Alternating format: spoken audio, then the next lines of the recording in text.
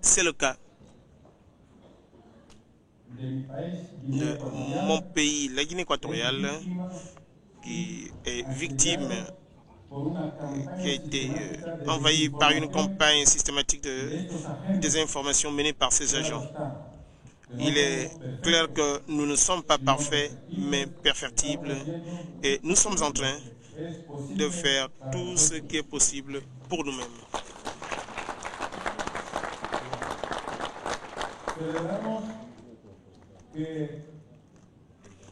Nous nous réjouissons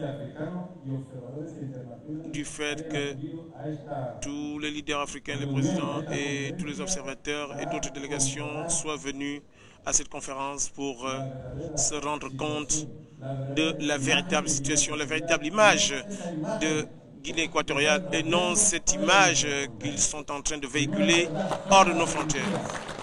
Tout ce qui n'est pas vrai et que c'est de purs mensonges. Excellences, mesdames et messieurs, distingués invités, aujourd'hui, l'Afrique entretient de nombreux liens de coopération avec divers partenaires à travers le monde, à tel point que l'Afrique est à l'image d'une fille, la pomme de est devenue la pomme de discorde, à l'image d'une fille qui atteint sa puberté et que tout le monde convoite et que chacun voudrait conquérir. Tous ceux qui ne connaissaient même pas l'Afrique aujourd'hui ont la prétention de s'unir aux côtés de l'Afrique. Si l'Afrique ne reste pas dans sa personnalité politique et sa capacité économique, nous pensons que le résultat de ces coopérations sera inévitablement l'appauvrissement du continent. Je voudrais que les Africains ouvrent les yeux parce que l'Afrique ne peut pas continuer à être un continent que d'autres viennent exploiter et se faire de gros bénéfices.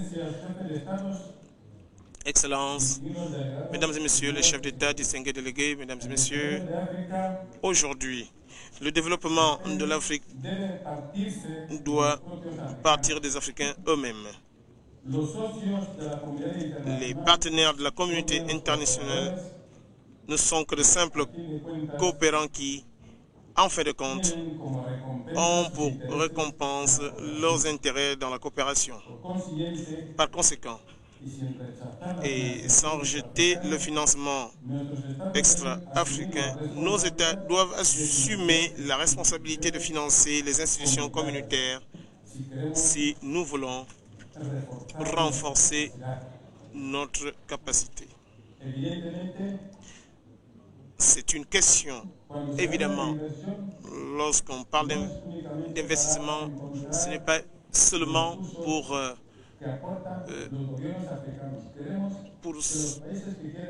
acquérir les ressources dont dispose l'État. Mais nous disons que les peuples africains doivent investir dans les institutions africaines. Une entreprise qui vient sans capital, lorsqu'elle s'installe dans le pays et acquiert les produits du pays, alors elle manifeste qu'elle est en train d'investir en Guinée équatoriale, mais nous vous disons que les entreprises qui agissent en Guinée équatoriale sont les entreprises qui sont directement financées par le gouvernement de Guinée équatoriale. Et non le contraire. C'est une question fondamentale pour notre amour-propre si nous voulons éviter l'ingérence dont nous sommes l'objet. Et nous devons rechercher un traitement égalitaire dans les relations économiques internationales.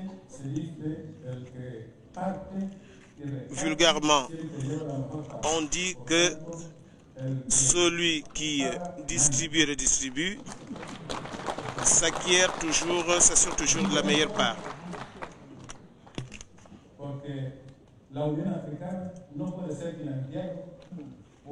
Pour cela, celui qui paye commande.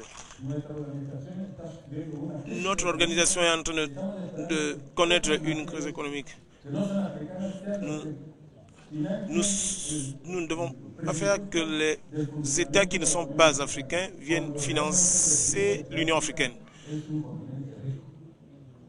Alors que nous savons que l'Afrique est un continent riche et nous recommandons que les institutions africaines, telles que l'Union africaine, soient directement financées par les Africains eux-mêmes et non le contraire.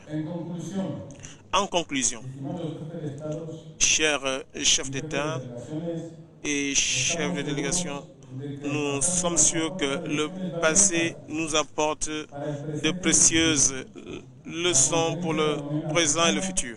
La conférence de l'Union africaine doit être un nouveau point de départ qui doit mener à la maturité de notre institution, à l'unité de l'Afrique, à la solidarité du gouvernement et leur peuple. Je souhaite beaucoup de succès à ce sommet et que Dieu protège l'Afrique. Je vous remercie.